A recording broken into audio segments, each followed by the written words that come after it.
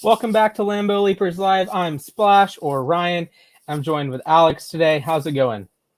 It's going good. Just, we're kind of trucking through the off season at this point, but there's always, as always, a lot to talk about. So Yeah, excited to talk with absolutely. you again.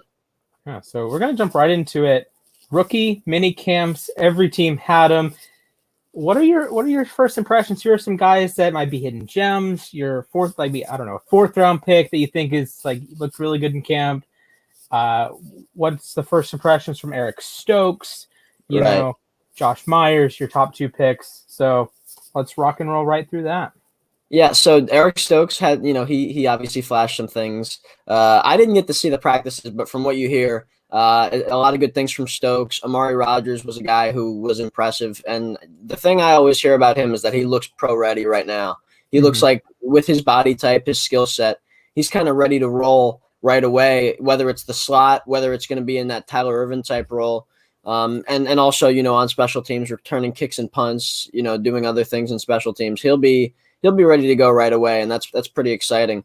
But a lot of those offensive linemen, they've been playing well in those two practices, those rookie mini camps. Um, I think the team is excited about the possibility that these guys from this draft class are going to be ready to contribute right away. And I think they saw some of those guys that they feel like are really capable players, and they kind of saw them put some good action on display in those 2 days.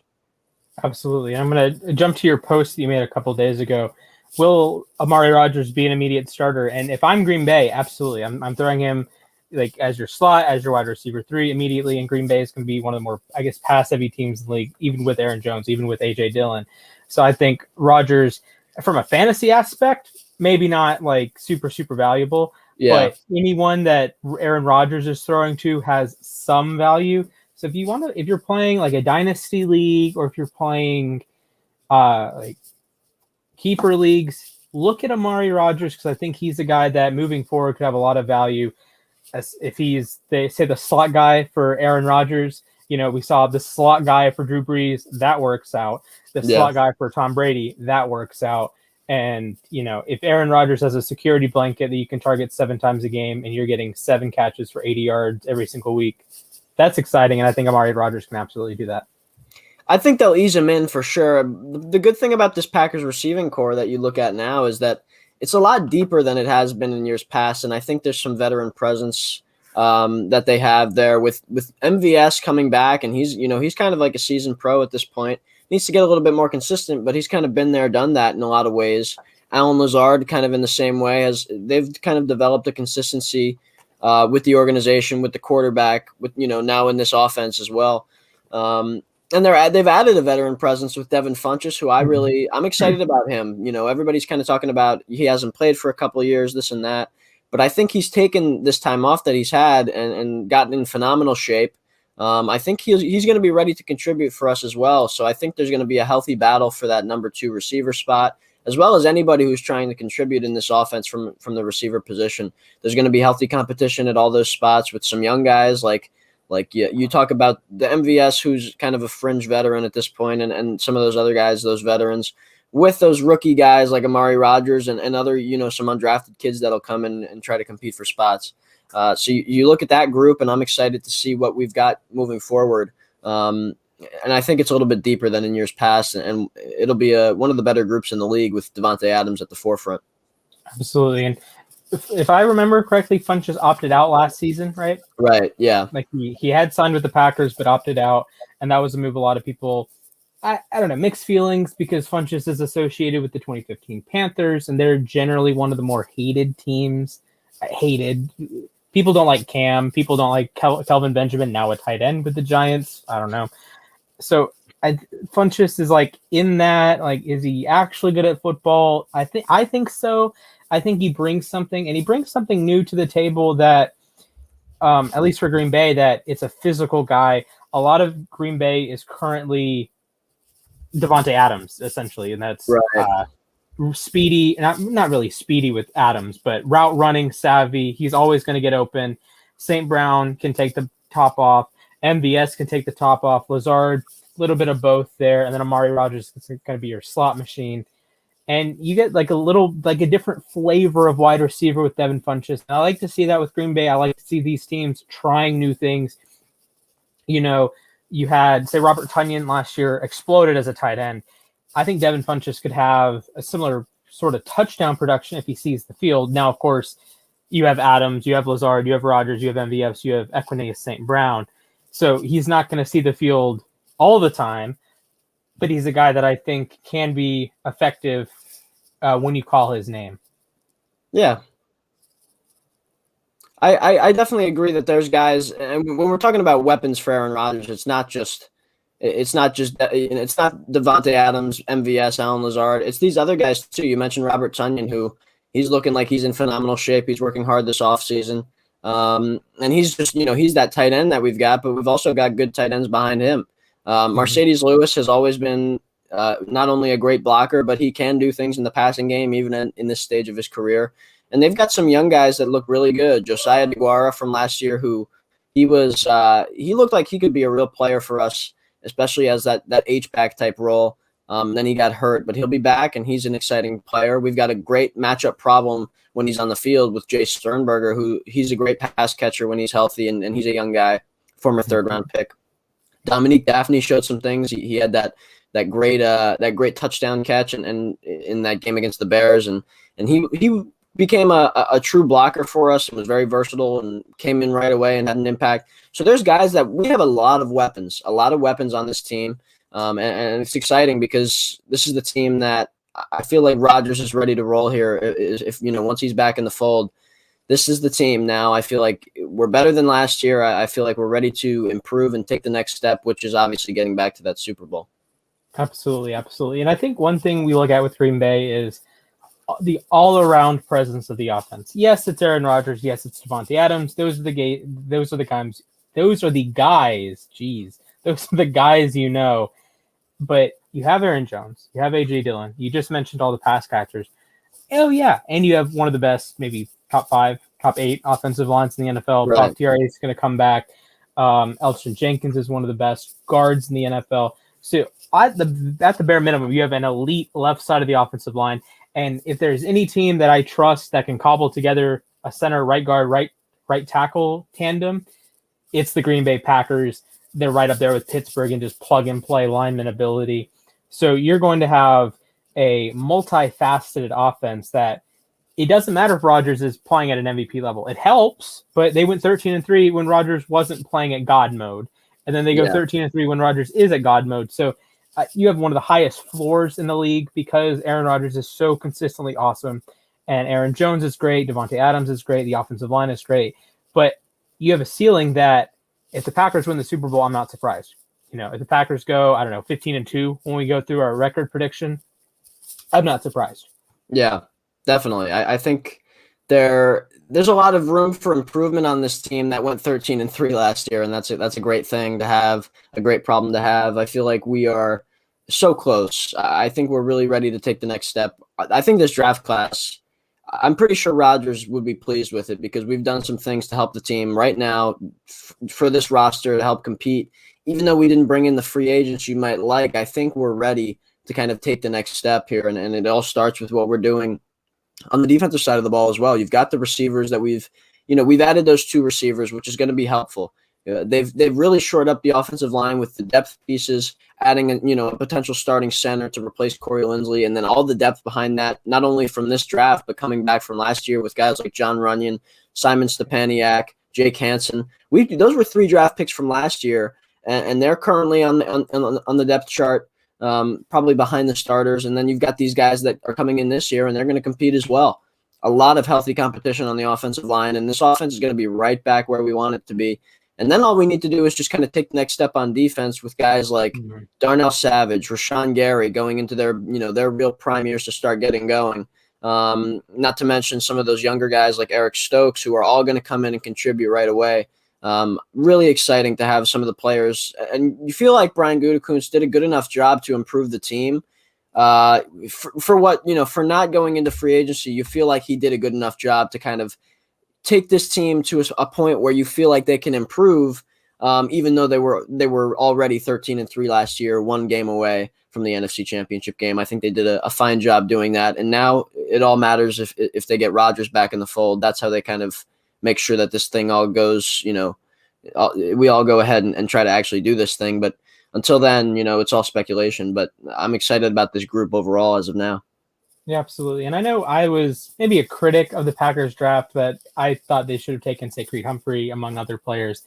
But when you look at it, I think the notion that Green Bay is worse than they were 6 months ago is just wrong. Yeah. It's really hard for a team to get worse in an off season. Like, I know you lose pieces, and they lost an All-Pro center in Corey Linsley, but guess what? You have Elgton Jenkins, who you can play him at left guard, you can play him at center. He's played both. He played both at Mississippi State. Yes. You're gonna have a Pro Bowl caliber guy, I think, at either position, frankly, and like that is going to minimize that impact. It's like, say, I don't know, the Ravens trading Orlando Brown. Well, you're getting an All-Pro tackle back. It's not the end of the world. And I think, Green Bay doesn't have this unbelievable draft class, but that doesn't mean that's just me looking at the draft analysis. That's not how are they going to play in September? How are they going to play in October?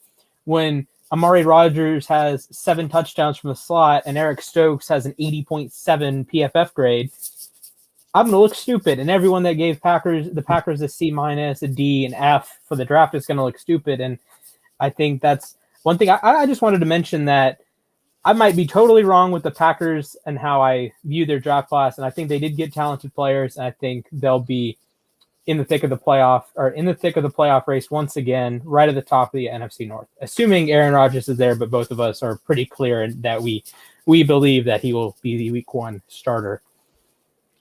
Yeah, I look, if you want to move into the Rodgers discussion a little bit, there's a couple things that have been talked about today in terms of, there was a potential confirmed golf outing with John Elway, which is, I'm not sure what that means, and I'm not sure if that's tampering. Obviously that doesn't sound good on paper, but that's got to be, if there's anything remotely true about that, that has to be talked about with the league. Roger Goodell has to come out and do something about that, because that should not go on. I don't care if they're friends even. When you're talking about a player who's kind of saying he wants out, and then you've got an executive, the highest ranking executive for the Broncos, when you've got him playing golf with them, and they're not just playing golf if that's the case. That's complete and utter tampering. And we saw things like that go on with Brett Favre when he was, and we couldn't prove it. We tried to go for a tampering case and we couldn't prove it. But if something like this was going on, that's not, we can't have that happen. But look, even if that was the case, they've golfed before, they've been at different tournaments before. I'm sure it was, either way, we all think that Rodgers is coming back, and we released that video on our podcast about why we think Rodgers isn't leaving, and that was one of the things that if you go and watch that video, I feel like we make a lot of really great points that kind of the media won't tell you, and the media isn't talking about. If everybody go watch that video, and you'll get a clear perspective on why he's staying in Green Bay, as opposed to all the negativity that we're hearing about the situation from the media. You kind of get a local perspective, something from the inside, pretty much. You get all these details. We kind of sum up the whole situation and kind of show you why he's going to end up staying, because there's really not many scenarios in which he doesn't, in our opinion at least. So if you want to look at that, but I do want to. I want you to go back to that one post with Rodgers, the MVP post, the multiple MVPs. That's just one thing. You put something like that out there just to kind of remind everybody what kind of player this is and why they're not going to trade him. Green Bay. One thing that Matt Ramage put out a tweet. One of the Packers guys on Instagram and Twitter. He does a podcast, a great podcast. And one of the things he put out was he talked about, everybody is quick to believe every little report that you hear from the media about, Rodgers is going to go this, Rodgers is doing that, he wants the GM fired. But the team comes out and says, under zero circumstances will we trade Aaron Rodgers. There is not, there's no way we trade Aaron Rodgers. But nobody wants to believe that. But yet everybody will believe these reports from anonymous sources and things of that nature. So I feel like that was a great point. And to me, here's something, when you put a post like this out, Rodgers has 3 MVPs in the last decade. No one else has any more in that span, more than one in that span. That's just a kind of a reminder of who this guy is and why you're going to keep him around. Absolutely. And I think this is, people want to rock the boat a little bit. So if there is a rumor that Rodgers is going to leave Green Bay, you want to attach yourself to that rumor, because people are more willing to be wrong if it means being right is like cause for chaos. Right. So say if you said Devontae Adams is going to catch 25 touchdowns this year, you're okay in being wrong, because being wrong, he's not going to have 25 touchdowns, Yeah. But being right means you're off the charts. No one's going to remember you saying he has 25 touchdowns unless you get it right.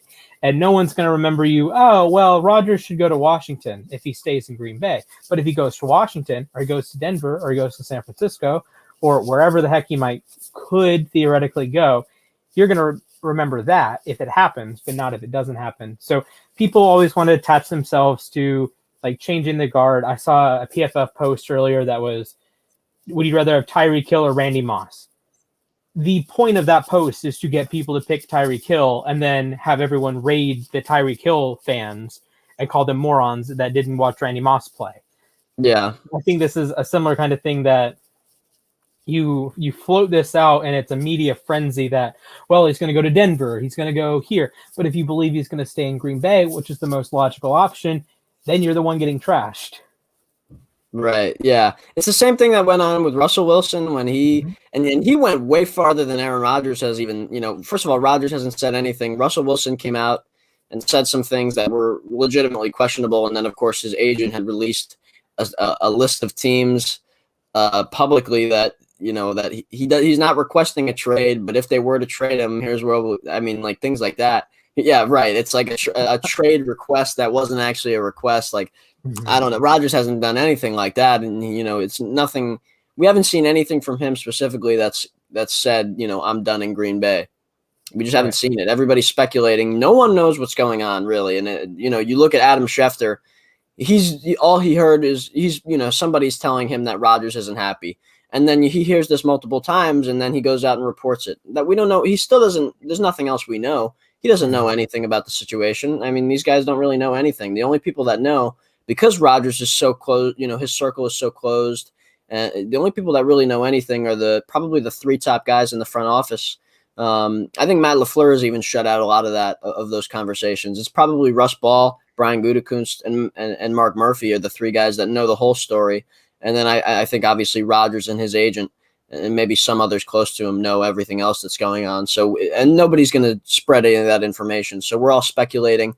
But if you look at the way things are going, I'm telling you right now that I have a strong feeling about he's going to play in Green Bay this year. And I think we can, I'm almost prepared to kind of put it to bed, because everybody talks about that June 1st. Oh, June 1st, we'll see what happens. We'll trade, they're going to trade him on June 1st. But the reality is, like the Matthew Stafford trade to the Rams, they kind of designated that one for the start of the new league year, and they did it, months prior. I don't know how many. It was about a month prior, or whatever. It was before the Super Bowl, right? Right. So you're talking about close to 2 months prior, and that move was made but not made official. And the Packers could have done that. They could still do that, but they haven't. And just because that June 1st date is going to hit doesn't mean anything. They could easily make the trade now, designate it for June 1st, and it would become official June 1st.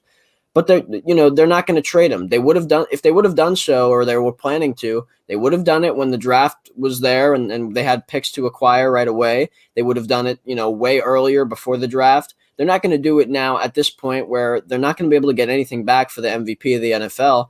There's no value. Brian Gutekunst said this. There's no adequate value that the Packers could even get. His value is immeasurable. There's nothing they could get that would be considered a win for a franchise like the Packers, who's trying to, who would be trading the best player in the league away in this case. And when you make a move like that, Green Bay is not a team that's going to make a move unless it's a pure, obvious win that they think is going to be a win for their football team. There's no scenario in which trading Aaron Rodgers away will be a win for your football team. So As a result, to me, I'm putting it at 0% that he gets traded. I just see no scenario in which that happens. So I have this funny analogy that just popped in my head. So I don't know if you've ever played FIFA, but I remember watching a FIFA video, and this guy taught this cheat on how to make a lot of money in not in Ultimate Team, in career mode. So you would like upgrade your players outside of career mode, then load into career mode with those players, and then just transfer them. But they would have some flaw that made them unplayable. So if they were on your team, they suck. But if they're on another team, the other team's not going to see they have 22 stamina or whatever. So they're going to have incredible value.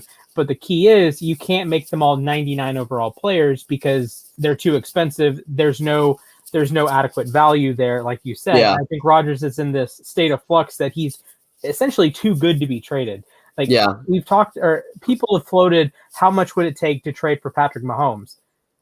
I think you could trade an entire franchise for Patrick Mahomes, and the Chiefs probably wouldn't be satisfied for it. You could trade all of your draft picks for 4 years, and the Chiefs might not be satisfied for it. Because at the end of the day, draft picks are shots in the dark. Yeah. The Jags, even with Trevor Lawrence is as good of a prospect as we've seen since Luck in the last 25 years.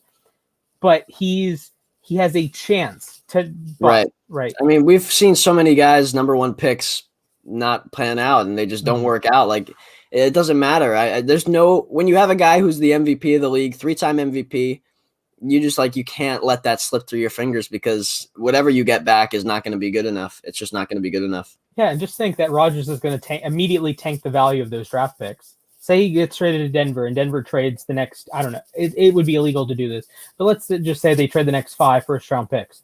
Well, Aaron Rodgers being in Denver makes them go from top 10 picks potentially to they're going to be picking in the 25, 28, 30, maybe even 32 some years. And think that carries through the entire draft.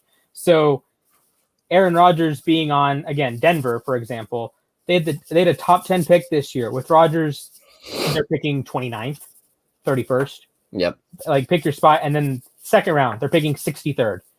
Third round, they're picking 95th. These are the picks that Green Bay has every year. I mean, they're going to be, it's going to be, it's just, there's no, yes, you could say, I don't even know what the limit is of how many years in advance you could trade picks. 3 years in advance. That's not enough. I mean, there's no scenario in which Green Bay would take 3 picks, Drew Lock. I mean, I know they like Lock coming out, but there's no, I don't know what the Broncos think they're going to be able to give up. I just feel bad for their fans, because you get excited about trading for a player. Mm-hmm. We did this with Khalil Mack and everybody, and then of course you went to our heated rival, and that was just a nightmare. But I mean, you get excited about your team trading for players, and then even the teams sometimes get too excited and think it's a possibility, and then they end up, they're not prepared to play with the team that they have, and then they end up getting stuck with a competition between Teddy Bridgewater and Drew Lock, and then it's you're underwhelmed, and the team doesn't feel good about it. It's just, I feel bad for them, and at the same time I feel bad for us because we have to go through this. But I just overall, I think I feel bad for Packers fans, because they're probably all really worried, and I've been worried at different times, but I'm pretty much content and a little more confident with the idea that he'll be back. And I hope, like I said, if anybody wants to go watch that video, just making it helped me kind of get centered around the idea that he's going to be back. And until something happens where that comes into question, I'm very confident that he'll be back. And I think Packers fans should kind of get centered around that idea as well. Absolutely. And to wrap this up, we're going to jump to the schedule in a second. In the United States, you're innocent until proven guilty. With Aaron Rodgers, he's a Packer until he's traded or that's a good retired. Point. So, I understand the speculation. It's fun to have, what if Aaron Rodgers was on the Broncos? Or what if he was on the 49ers? But you think that the compensation they'd have to give up, because there's a limit on the number of draft picks they can give up. Right. You're giving up Jerry Jeudy. You're giving up Surtain. You're giving up a lot of pieces that make the current Broncos exciting, even with quarterback 32 on the roster right now. Yeah. I don't know if it's a worthwhile investment if you're Denver. No matter how good Aaron Rodgers is, you are fundamentally making your team worse. They're right there. I mean, they'd have to give up pretty much, if you just, to me, Bradley if Chubb. yeah, you're talking about I need Bradley Chubb, Jerry Jeudy, Cortland Sutton, Surtain. I mean, you got, and it starts with those 4 and then the 3 firsts, and then I'm going to need that, and that's where we'll start the conversation, and that's probably not even halfway there yet. I mean, and that's John Elway's hanging up the phone. and yeah, and he should, because neither team and it's a great point. Like, neither team will be satisfied with the outcome of that trade.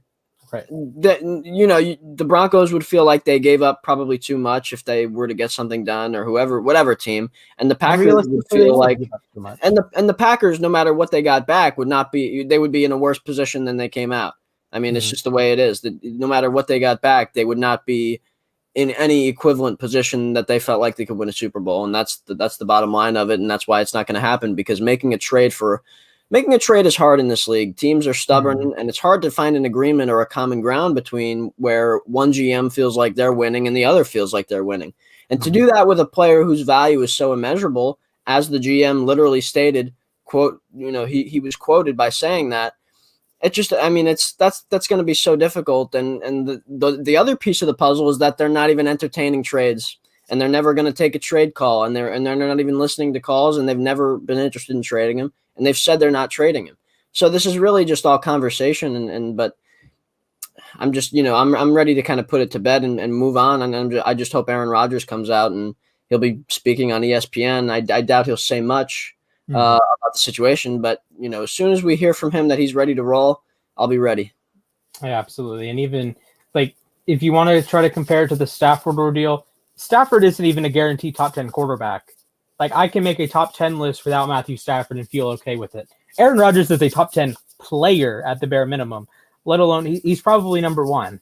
Yeah. Like, I had him at number 1 on my quarterback rankings, and I felt pretty good in it. I think he's a better player than Mahomes is right now. Would I take Mahomes moving forward? Yeah. But would I take Aaron Rodgers to win me a title this year?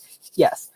So with that said, it's just fun to hear you say that. I love hearing that. It's just fun to hear you say that when you got a quarterback like that. After the years that Rodgers had where he was injured and things like that with a knee injury, and then, the new offense, and he kind of slowed himself into it, and to hear his name back at the top, MVP, just feels good just to hear things like that. Yeah, because I remember last year I did my top 100 players and my quarterback rankings, and it was Mahomes, Wilson, Lamar. And I believe I had Rodgers at 4, and I was like debating like Rodgers, Lamar, 3 and 4. Right. And then I was getting like people were yelling at me for having the league MVP at 27 on my top 100, and I'm like, he's done it for 1 year. And Aaron Rodgers comes back. He's the guy that's done it for a decade and a half almost. Yeah. So he's going to get the benefit of the doubt. Is he going to have 48 touchdowns? Was it 48 touchdowns, 5 interceptions? Yep. Okay. I don't think he's going to do that again. Well, 17th game maybe, but I don't think he's going to do that again. But he should be really, really good, and he's going to have another spectacular season. And we're going to jump right into this, our glorious playoff predictor website. If that toolbar would move. Okay, we're good. All right. Green Bay opens the season at the Superdome in New Orleans. I believe it's Sunday night. Nope, it's Sunday at 4. Yeah. 2, huh? That'll be that's not correct. That'll be that's weird. Those are not correct. That might be a 12 Central game. Okay. Or it might be it could be a 3:30 Central.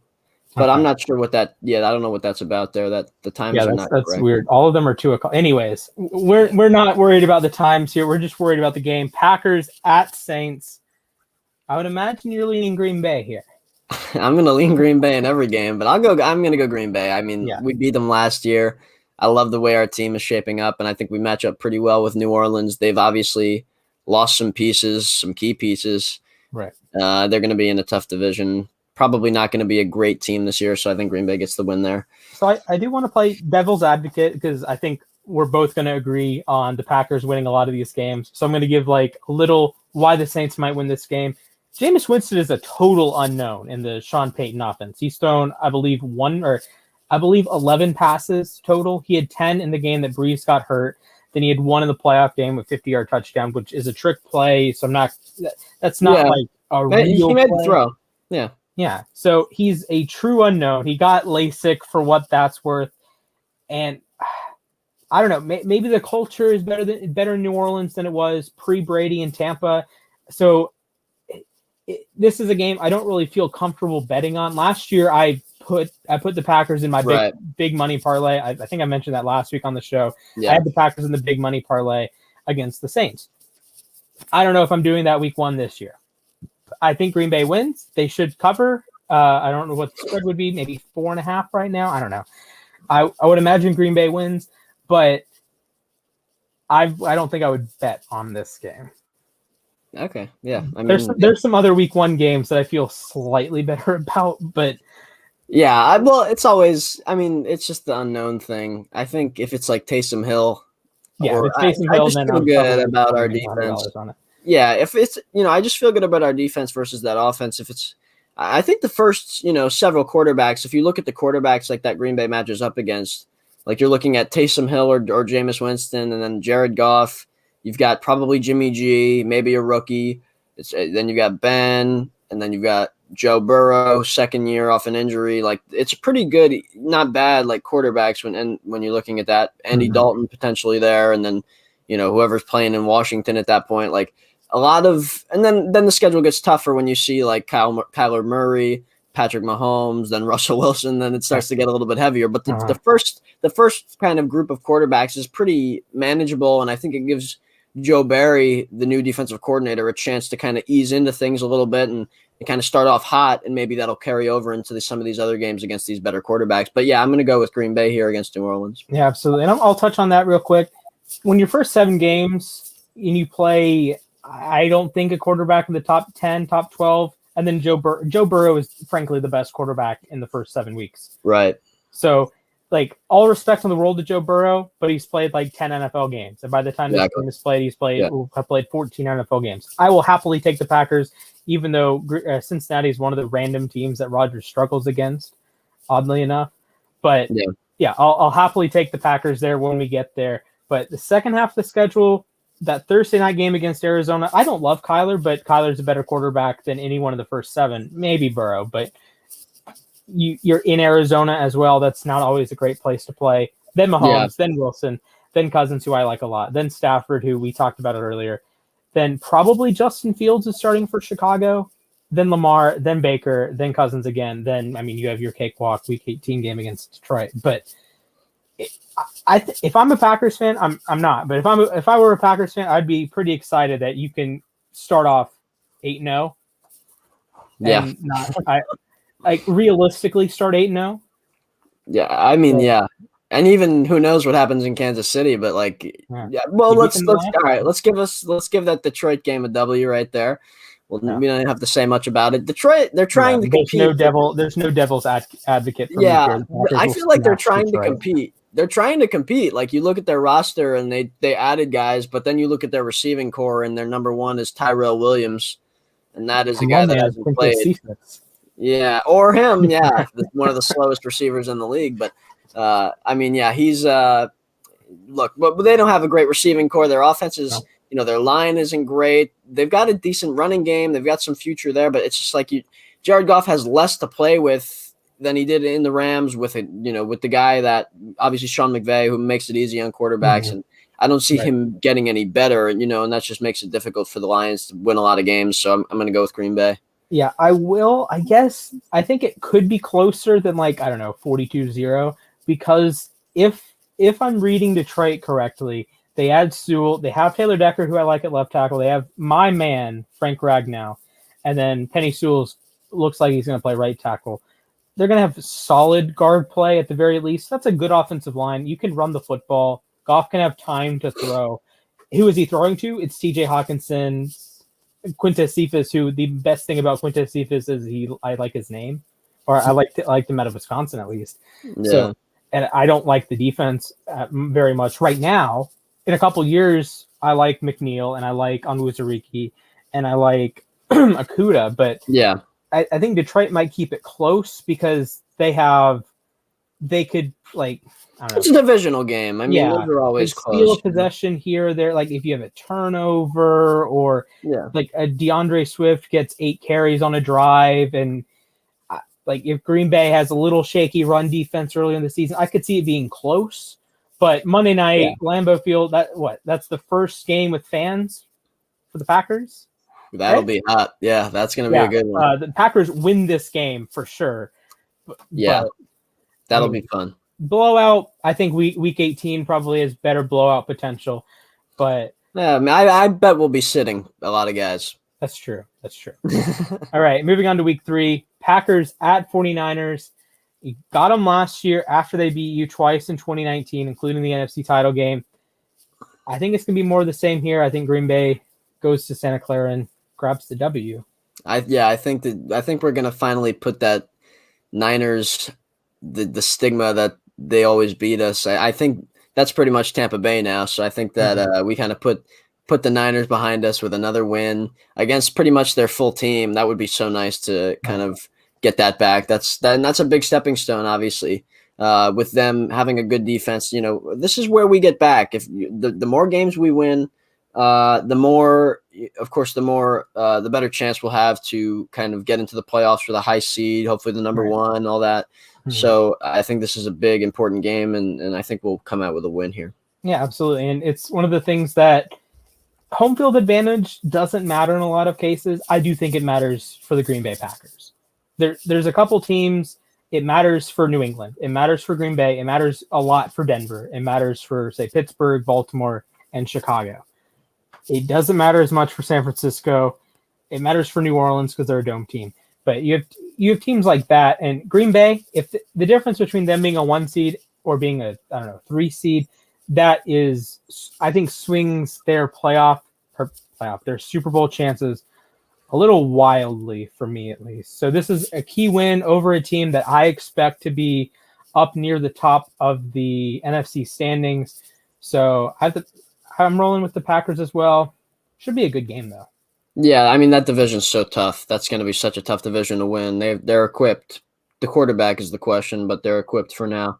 Let's move on to that Pittsburgh game. Obviously, Super Bowl matchup there. This is going to be Rodgers' first start against Pittsburgh since the Super Bowl. Really? That's a true statement, I believe. Because I remember he didn't play in the Ravens game in 2017 because he was like half injured. That was the last year and then he had missed the year 2013. 2013 was the year before that. So he missed both those years. So he hasn't played against the Pittsburgh Steelers since that Super Bowl victory. So that'll be, that's always fun. You look at the highlights of that game. And the 2009 game. I know you guys lost because I think Michael Wallace had like a buzzer beater touchdown, but that was an awesome game. Yeah, right.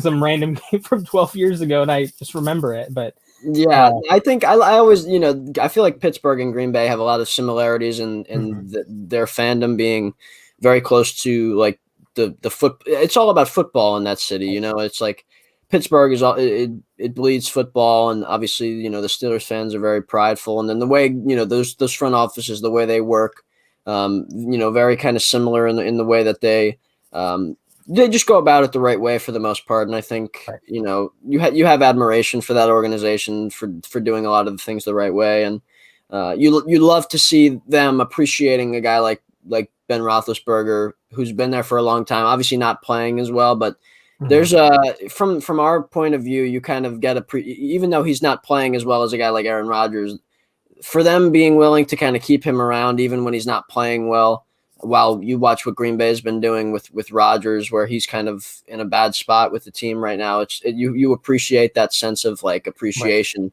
for the quarterback. So I think that's something that you admire about that organization. So this is going to be a fun matchup, and I think it's one of those teams. These two teams like to, get dirty. They're going to be, they're going to be tough. And Pittsburgh is one of the hardest hitting teams always. They're coached to hit hard, play hard. They're super tough. So that's always a fun game. Right. Yeah. So I'm going to lean Green Bay. In general, I lean with the home team, but I think Green Bay is just all around more talented than Pittsburgh. And when you look at like a quarterback matchup, I trust Aaron Rodgers to beat a top tier defense. I don't trust Ben Roethlisberger to beat I'd say like pretty good defense. Yeah, I think Green Bay's defense is going to be better this year than it was last year, and I think we've got, when you look at the roster on defense, just that group as a whole, I think we're approaching elite status this year with and hopefully Joe Barry's, his scheme kind of sends us right into the that elite status that we're looking for. Yeah, I think if Eric Stokes plays cornerback 2 at a first round pick level, I think you're rocking and rolling. Safety play is going to be awesome. Right. The defensive front, linebackers, a little weak, but you're going to get pressure from Za'Darius and Preston Smith. You're going to get pressure from Kenny Clark. You're going to be able to move the interior, and you should be solid enough on the ground, defensively at least. And I don't think many teams are going to be able to throw the football against Jair Alexander, Eric Stokes, Adrian Amos, and Darnell Savage. I think Pittsburgh, I've gone on the record and said they have a lot of Robins, but they don't have a Batman. Yeah. Green Bay is a team that you really need to have like 2 Batman against and keep, like, Jair can only guard one of them at a time. But is Juju really scaring Green Bay? Is exactly. really scaring Green Bay? I don't think so. Like, they're good receivers, don't get me wrong, but if you have 4 good receivers, I think you'd rather take, I don't know, Seattle's chances. We'll get to Seattle in a little bit, but I would rather take 2 top 20 guys, top 15 guys over 4 guys that are pretty good. Yeah. So I'm going to go with Green Bay here as well. Yeah, I'm going to lean Green Bay there. At the Bengals have historically given Rodgers some weirdness. If I remember correctly, Green Bay was one of the last teams that Rodgers beat. Like, he beat just about every team in the league, and then Cincinnati. I think that was the last one that he had to beat. Yeah, Cincinnati was the one that he didn't beat. He had beaten all other 30 teams except Cincinnati, and then of course we went and did that. I think it was a few years ago. 2017. Right. Yeah. So that was one of the that was one of those games. I'm going Green Bay here. I think we don't have to talk too much about some of these games, but I feel like Green Bay defense is gonna be able to do a lot of good things against anything they're trying to do on offense in Cincy, and then I think our offense is going to have its way with that Cincinnati defense that's kind of been struggling over the years. Yeah, and it's as much as I want to play the historical card that Rodgers has one of his pick sixes against Cincinnati, or he struggled 8 years ago against them. Who cares? The Bengals don't have a good enough defense to stop Aaron Rodgers. Like, the Packers are going to start 5-0. At the very least, 4-1. The San Francisco game in Santa Clara might be a little screwy. I hope for the sake of this game, they start Trey Lance to make that more interesting. If they start Jimmy Garoppolo, I'm putting some money on the Packers. But I don't know. I think 4-1 at the bare minimum. Then you're probably 5-0. Yeah. All right. Let's take a look at this game versus the Bears. Obviously, that'll be fun. I don't know if this is the Sunday night one. I'm not sure off the top of my head, but one of them we play on Sunday night. Either way, I like Green Bay in this game against Chicago because I'm assuming that they'll have Andy Dalton still in the mix here. And that's he's obviously not as good as Aaron Rodgers. So I'm going with, when you look at especially with these two teams, a lot of it is quarterback play and keeping the ball in your hands. And obviously Chicago doesn't do that very well in any aspect. I think Green Bay is going to be proficient against everything they're trying to do. Especially on defense. I think we're going to be able to stop a lot of the things they want to do. Matt Nagy's gotten very predictable over the years as head coach, and he's taking play calling duties back. I think we kind of have a good hold on what he's trying to do. So I do like Green Bay in that game for sure. Yeah, I hope Justin Fields is starting by here. If not, again, Packers, just mark it down. And I think one thing with Chicago is that even if they improve offensively with inserting Fields instead of Foles/Trubisky, the defense, I think, got fundamentally worse when they lost Kyle Fuller. So it's going to be that much easier to score on Chicago. And even if Chicago is scoring more, getting more yards, doing more things offensively, I don't think it's going to matter as much. I have Green Bay rolling there. And I think Washington is in the same boat as Chicago. You have the quarterback uncertainty with a very good defense. Now, Washington, I anticipate, will be a top 3, top 5 defense, but that's never stopped Aaron Rodgers. So I would roll Packers here. Yeah, I totally agree. Let's move on to that Washington game where we really don't know what they're going to be doing. I mean, who do you think is going to be starting at this point for them? I mean, for the memes, I hope it's Taylor Heineke. But I think obviously, when you see a guy play well in a playoff game against a great Bucks team. Like I feel like that. I mean, to have like an it factor potentially is important, and I think they might give him every shot that he wants to start. Yeah, I think it'll be Fitzpatrick starting, but Fitzpatrick is known for the highs and the lows and the highs and lows. So I don't know, if his week 6 game against some random team he sucks, then it might be Heineke, or it might be heaven forbid Kyle Allen. If Kyle Allen is starting a game in the NFL, I'm going to put Packers minus 35. Yeah, I mean, either way, we know who's winning. I don't care if they, traded for Russell Wilson at this point. I mean, I still think we have. Well, that was a pretty dumb statement. That's not happening. But like, I feel like whatever they have at quarterback, I still feel like Green Bay has the advantage in a lot of different ways. How if they trade for Aaron Rodgers?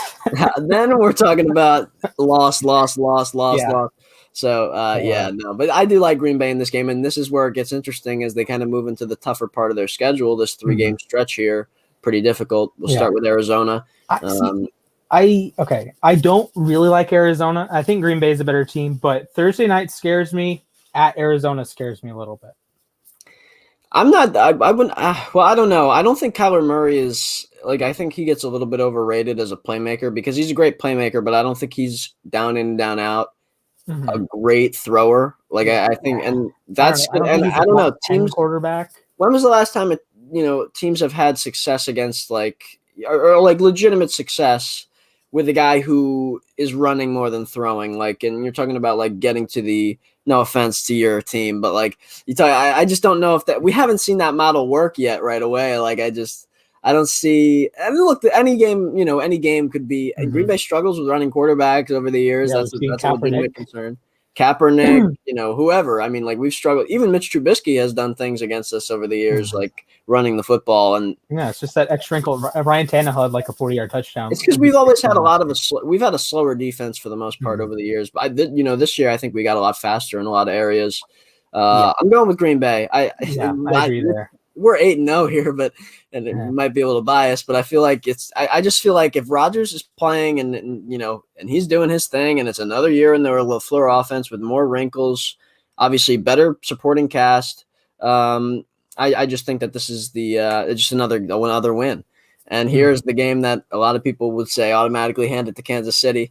We got to get a loss on here somewhere. So I don't know. What do you think? Is this the loss? I think Kansas. I'm torn on Kansas City because on one hand, I think the Chargers win the division. I have money on the Chargers winning the division. On the other hand, why would the Chiefs not go scorched earth and go like 17-0? Like, what's stopping them? I think Mahomes. Line.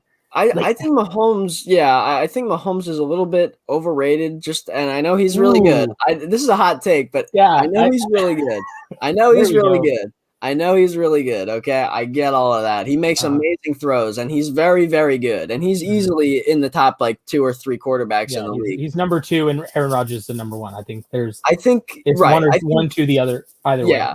I think Mahomes is a little bit reckless at times, and I think look, he's young still. People forget how young he is. Like he's only been in the league now. This is what, his 3rd or 4th year, right? This will be his fourth year. This is his 4th year this is going to be his 3rd year as a starter, right?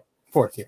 4th year? Okay. Well, either way, I mean, he's still a young player. Like he's got a lot of room to grow. I just think he's a little bit careless. He's more willing to turn the ball over. He does fumble the ball a little bit. Like Rodgers keeps, to me, what separates them is the fact that Rodgers is much more, and of course you look at the turnover ratio and things like that. I feel like Rodgers is just more efficient with the ball. Like Mahomes is a little bit more of a gunslinger type, which is fine. But I think in this league, like turnovers matter so much. And although he's not making them at an absurd rate, Rodgers just does a better job. Yeah. And I think, Rodgers doesn't get enough credit for how he keeps the ball in his hands. But I'll give Kansas City's got a great roster. We'll give Green Bay a loss here. Yeah. Week 9, 8-1. You give them a loss. We kind of move forward to Seattle, where I think Green Bay we've had Seattle's number over the years at home. I love this matchup. Give me Green Bay. I love that matchup as well. Now I'm really high in Minnesota. Like I don't know where you stand on Minnesota. I thought all offseason it's going to be a split. Green Bay, Minnesota. So I'd like to hear your backing for the Packers here because I would roll with a split. I see. I don't know. To me, I don't know what the Minnesota Vikings have done apart from Patrick Peterson. They've added some stuff in the interior. It looks like they're trying to stop Green Bay with the things they've done. They got a corner that in Patrick Peterson that they're probably going to tell to travel with Devontae. Somebody's got to cover this dude. I mean, they're probably we need you to come in and cover Devontae Adams 2 times a year, and that's what's going to happen. Like he torched them last year. Week 1 was just a complete torching, and then he did it again later in the year. Look, I'm going to go Green Bay here. I don't know how they're going to stop it. You might think they'll split. Yeah, I think they split. I mean, I think they're going to Minnesota win both games, but of course, it could be a game where they don't split. Yeah. Give it. If you want to, look, we can see because they've got tough matchups coming up. Yeah. Like they've got that Rams game. They've got Chicago. They've got the Baltimore Ravens. They've got the Cleveland Browns. Like there's some tough matchups here. I think Green Bay is going to take care of business in the division. It's hard for me to like always pick the Packers to go 6-0 in the division. It's not hard for me. They do it pretty often. Okay. Okay, I think you've convinced me. We'll give them the 2 Minnesota games. That puts them at 10-1 of the season. We give them week 17. Rams at Packers, and I'm going to go ahead and give Green Bay the 6-0 here, so we don't have to talk about Bears and Lions again. All right, let's see. I don't want to go crazy here with the Green Bay wins, but I like us against LA. I do. We beat them. We beat LA. I like our chances. I mean, I don't know. Over Goff. Goff played well in that game. Goff, it's not true. And I don't think defensively the Rams have gotten worse. I think. Look, they have lost some different pieces. They lost their center, Austin Blythe. I mean, they have lost guys. They're not, what else? They've cut Josh Reynolds. There's guys that they don't have on the team anymore. Gerald Everett, is he in Seattle now? I don't even know where he is. But yeah, I think he's in Seattle. He's in Seattle. I think Higbee's still there. Higbee's there. I mean, but look, they're certainly. It is a new quarterback in a new system. Like I still think that I like Green Bay's chances. We did beat them. We had a great game plan. Their defense hasn't gotten any better. They had no draft picks this year apart from the receiver they took, Tylan Wallace, in this whatever round, 3rd, 2nd, whatever. I like our odds. I'm going to go with Green Bay here. If you have any dispute, maybe you'll convince me otherwise. But I like Green Bay. We beat them in the playoffs. I think we're going to do it again. Okay, I understand the play. Okay. I don't think the Packers beat Seattle, Minnesota, LA back to back to back. That, I don't know. It's hard because the way these things work is that, I think in a vacuum, Green Bay is better than Seattle, better than Minnesota, better than the Rams, or on the same tier as the Rams, and then it's at Lambeau, so I'll give the benefit of the doubt to Green Bay. But a 12-1 start for the Packers, all right, we can go with it. And then we have the showcase game of the entire season. That's a win. Just hand that to Green Bay right there. Wow. No, I'm just kidding. 2020 MVP. Yeah. That's a nice storyline. That's a nice fun storyline. Yeah. This is where I'll give this to Baltimore. Yeah, I think if it was in Green Bay, I'd lean Green Bay. But I think when you have teams that I think are on the same like general tier and they don't have any glaringly obvious weaknesses, like look at Denver. Like Denver has a really good roster, but they have freaking Drew Lock at quarterback.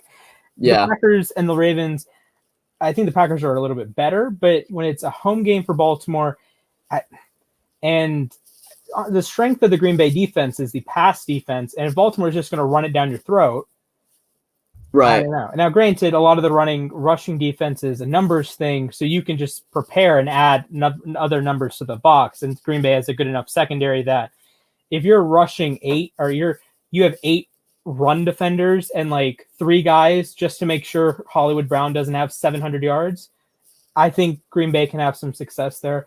But I would lean Baltimore, but it's because it's a home game for the Ravens, and the Ravens are historically very good at home. If it was in Green Bay, full transparency, I would pick the Packers. And I had the Packers winning in 2017, at least until Rodgers missed the game.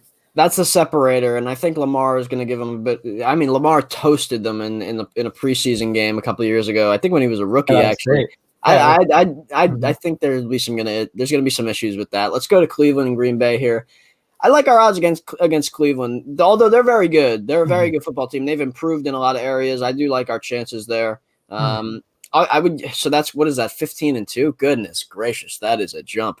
I mean, that's quite the jump. But I do like our chances, and if I think our schedule's pretty favorable in a lot of areas. There's about 5 or 6 tough games, but I do like our chances against Cleveland. What do you think about that game? It's in the Baltimore vein for me that if it was in Cleveland, I'd probably pick Cleveland, and it's the same general. The Browns are going to run the ball down your throat, and I think I trust Nick Chubb and Kareem Hunt a little bit more than I trust Raheem Mostert. So this is why San Francisco fans, if you're watching, if you came over from Raj's show, I get San Francisco as an elite, a pretty good offensive line, and perhaps the best scheme. It's right there with Greg Roman, in my opinion. But I trust Lamar Jackson and J.K. Dobbins, and I trust Kareem Hunt and Nick Chubb. I don't trust Raheem Mostert. Yeah, I know he did it in the playoffs, 4 touchdowns, but I don't think that. I think that's an anomaly. I think Green Bay wins, but if Cleveland pulls that out, I'm not shocked. No, yeah, not at all. And we'll do this again probably closer to the year, maybe. But 15-2 seems like that seems like a little bit. Yeah, much. I think that's probably the ceiling. I would say if I were doing it, I might have Minnesota winning. You could throw at least a split there. Yeah, maybe Chicago, maybe San Francisco. Yeah, you probably and then probably maybe go look at either LA or Cleveland as well, or Arizona. One of those games. Yeah, I don't know if you're going 8-0 at home. I mean, we've done it before. I wouldn't be shocked, but you look at you throw one of those games, you're looking at like 12 and 5. Yeah, I mean, that's probably closer to the 12 and 5 right? and 14 and 3, 15 and 2. So yeah. I think that'll wrap us up for today. Good show. We're pushing an hour, and now I gotta frantically go to the Jets show. So thank you for joining me, Alex. Make sure you subscribe. Make sure you follow him on Instagram at Lambeau.leapers. I think I got it right. Yep. All right. Follow U Stadium on Twitter and Instagram. Make sure you watch all of our shows. I painstakingly put them all in playlists, and when this one uploads in a little bit, I'm going to put it in the Lambeau Leapers playlist. Make sure you watch them through. They're all dope content. And we're going to be pushing out some more live content moving forward. So heaven forbid Aaron Rodgers gets traded, you're going to see our 2 pretty faces on a monitor near you. So with that said, it'll be peace out.